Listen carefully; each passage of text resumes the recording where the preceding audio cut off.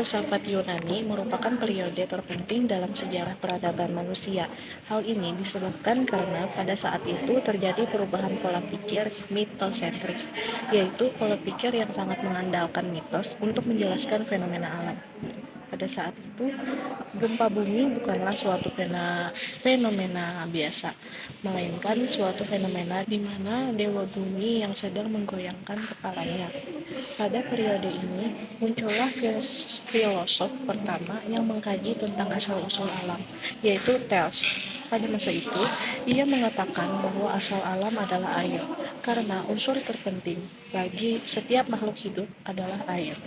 Air dapat berubah menjadi gas seperti uap dan benda padat seperti es, dan bumi ini juga berada di atas air. Sedangkan Heraklitos berpendapat segala yang ada selalu berubah dan sedang terjadi. Ia mempercayai bahwa arch atau asas pertama dari alam semesta adalah api. Api dianggapnya sebagai lambang perubahan dan kesatuan. Selain Heraklitos, ada pula Parmenides. Parmenides lahir di kota Elea. Ia merupakan ahli filsuf yang pertama kali memikirkan tentang hakikat ada. Menurut pendapat Parmenides, apa yang disebut sebagai realitas adalah bukan gerak dan perubahan. Yang ada itu ada. Yang ada tidak dapat hilang menjadi ada. Yang tidak ada adalah tidak ada, sehingga tidak dapat dipikirkan. Yang dapat dipikirkan hanyalah yang ada saja. Yang tidak ada tidak dapat dipikirkan. Zaman keemasan atau puncak dari filsafat Yunani kuno atau klasik dicapai pada masa Socrates, Plato, dan Aristoteles. Socrates merupakan anak dari seorang pemahat Sophroniscus. Ibunya bernama Parmenid yang bekerja sebagai seorang bidan. Istrinya bernama Xanthip yang terkenal galak dan keras. Sedangkan filsafat Plato dikenal sebagai idealisme dalam hal ajarannya, bahwa kenyataan itu tidak lain adalah proyeksi atau bayang-bayang dari suatu dunia atau ide yang abadi belaka, dan oleh karena itu yang ada nyata adalah ide itu sendiri. Karya-karya lainnya dari Plato sangat dalam dan luas, meliputi logika, epistemologi, antropologi, teologi, etika, estetika, politik, ontologi, dan filsafat alam. Zaman kegelapan. Zaman ini dikenal sebagai abad pertengahan. Filsafat pada zaman ini dikuasai oleh pemikiran keagamaan, yaitu Kristiani. Puncak dari filsafat Kristiani adalah patristik dan skolastik patristik. Skolastik patristik dibagi menjadi dua, yaitu patristik Yunani dan patristik Latin. Pada abad pertengahan ini, muncullah seorang astronom berkebangsaan Polandia. Astronom tersebut bernama N. Copernicus. Pada saat itu, Copernicus mengemukakan temuannya bahwa pusat peredaran benda angkasa adalah matahari.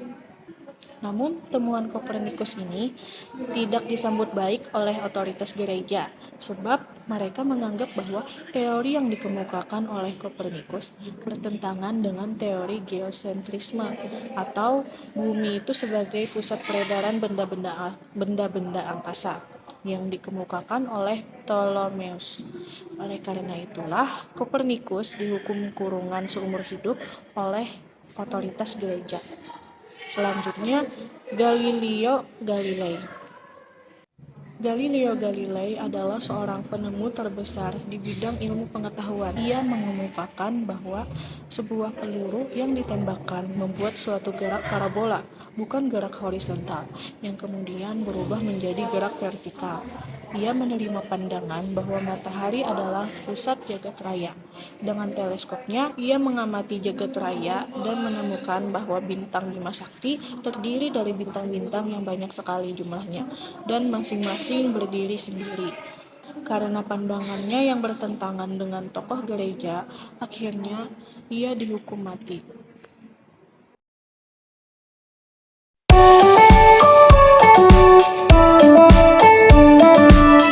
Assalamualaikum warahmatullahi wabarakatuh. Perkenalkan, nama saya Haikal Rahman dari STIP TU Kota Baru. Kali ini saya akan melanjutkan sedikit penjelasan mengenai perkembangan pemahaman filsafat pada setiap zaman. Langsung saja, selanjutnya kita akan masuk ke zaman awal modern. Pada masa ini, Kristen yang awalnya berkuasa dan menjadi sumber otoritas kebenaran mengalami kehancuran dan juga awal abad kemunduran bagi umat Islam. Pada masa ini muncullah berbagai pemikiran Yunani antara lain rasionalisme, empirisme, dan kritimisme. Masa ini juga menyebabkan perpecahan dalam agama Kristen menjadi Kristen Katolik dan Kristen Protestan. Pada masa ini, para filsuf zaman modern menegaskan bahwa pengetahuan tidak berasal dari kitab suci atau ajaran agama, tidak juga dari penguasa, tetapi dari diri mereka sendiri.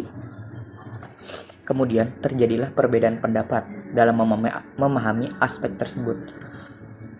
Aliran rasionalisme beranggapan bahwa sumber pengetahuan adalah rasio, yakni kebenaran pasti yang berasal dari akal. Berbeda dengan aliran rasionalisme, aliran empirisme meyakini bahwa pengalamanlah yang menjadi sumber pengetahuan itu, baik yang batin maupun indrawi. Kemudian muncullah aliran kritisisme yang mencoba memadukan kedua pendapat tersebut. Selanjutnya kita masuk ke zaman modern. Pada abad ke-18 mulai memasuki perkembangan baru. Filsuf-filsuf pada zaman ini disebut sebagai para empirikus, yang ajarannya lebih menekankan bahwa suatu pengetahuan adalah mungkin karena adanya pengalaman indrawi manusia. Salah satunya Immanuel Kant dalam karyanya yang berjudul Kritik der Reinen Vernunft yang terbit tahun 1781 memberi arah baru mengenai filsafat pengetahuan. Dalam bukunya itu kan memperkenalkan suatu konsepsi baru tentang pengetahuan. Pada dasarnya, dia tidak mengingkari kebenaran pengetahuan yang dikemukakan oleh kaum rasionalisme maupun empirisme yang salah apabila masing-masing dari keduanya mengklaim secara ekstrim pendapatnya dan menolak pendapat yang lainnya. Dengan kata lain, memang pengetahuan dihimpun setelah melalui sistem penginderaan atau sensori sistem manusia, tetapi pada pikiran murni yang aktif tidaklah mungkin tanpa kategorisasi dan penataan dari rasio manusia. Menurut Kant, empirisme mengandung kelemahan karena anggapan bahwa pengetahuan yang dimiliki manusia hanyalah rekaman kesan-kesan atau impresi dari pengalamannya. Pengetahuan yang dimiliki manusia merupakan hasil sintesis antara yang sudah ada dalam kesadaran dan pikiran manusia dengan impresi yang diperoleh dari pengalaman. Bagi Kant yang terpenting, bagaimana pikiran manusia memahami dan menafsirkan apa yang direkam secara empirikal, bukan bagaimana kenyataan itu tampil sebagai benda itu sendiri. Kemudian masuk ke zaman postmodern, yaitu pada abad 18 sampai 19 Masehi. Pada abad ke-17 dan ke-18, perkembangan pemikiran filsafat pengetahuan memperlihatkan aliran-aliran besar seperti rasionalisme, empirisme, dan idealisme dengan mempertahankan wilayah-wilayah yang pas dibandingkan dengan filsafat abad ke-17 dan ke-18. Filsafat abad ke-19 dan ke-20 banyak bermunculan aliran-aliran baru dalam filsafat antara lain positivisme, marxisme, eksistensialisme, pragmatisme, neokantianisme, notimisme, dan fenomenologi. Berkaitan dengan filosofi, penelitian ilmu sosial, aliran yang tidak bisa dilewatkan adalah positivisme yang digagas oleh filsuf A. Comte. Menurut Comte, pemikiran manusia dapat dibagi ke dalam 3 tahap, yaitu teologis, metafisis, dan positif ilmiah. Bagi era manusia modern ini, pengetahuan hanya mungkin dengan menerapkan metode-metode positif ilmiah. Artinya, setiap pemikiran benar secara ilmiah bila mana dapat diuji dan dibuktikan dengan pengukuran-pengukuran yang jelas dan sepasti sebagaimana berat, luas, dan isi suatu benda. Dengan demikian, Comte menolak spekulasi metafisik dan oleh karena itu, ilmu sosial yang digagas olehnya ketika itu dinamakan fisika sosial sebelum dikenal sekarang sebagai sosiologi.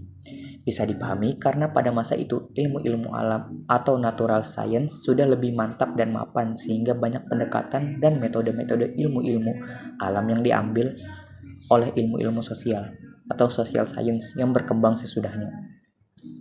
Pada periode terkini kontemporer, setelah aliran-aliran sebagaimana disebut di atas muncullah aliran-aliran filsafat, misalnya strukturalisme dan postmodernisme. Strukturalisme dengan tokoh-tokohnya, misalkan C.L. Lévi-Strauss, Lacan, dan Empirical. Tokoh-tokoh postmodernisme antara lain J. Habermas, J. Derrida, dan J. Derrida kini oleh epistemolog ataupun dari kalangan sosiologi pengetahuan. Dalam perkembangannya, kemudian struktur ilmu pengetahuan semakin lebih sistematik dan lebih lengkap, dilengkapi dengan teori, logika, dan metode sains.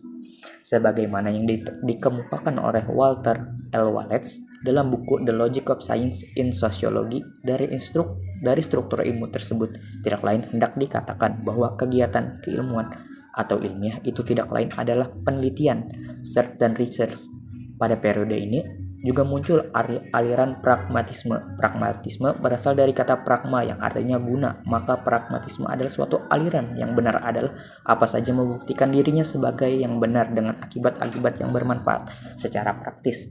Tokoh William James lahir di New York memperkenalkan ide-idenya tentang pragmatisme kepada dunia. Ia ahli dalam bidang seni psikologi, anatomi, fisiologi, dan filsafat. Selain itu juga muncullah filsafat analitis. Tokoh aliran ini adalah Ludwig Joseph Johann Wittgenstein. Ilmu yang ditekuninya adalah ilmu penerbangan yang memerlukan studi dasar matematika yang mendalam. Ya, mungkin itu tadi penjelasan dari saya. Mohon maaf apabila ada salah kata atau kekurangan materi dalam penyampaian materi kali ini. Saya sebagai pemateri undur diri. Wassalamualaikum warahmatullahi wabarakatuh.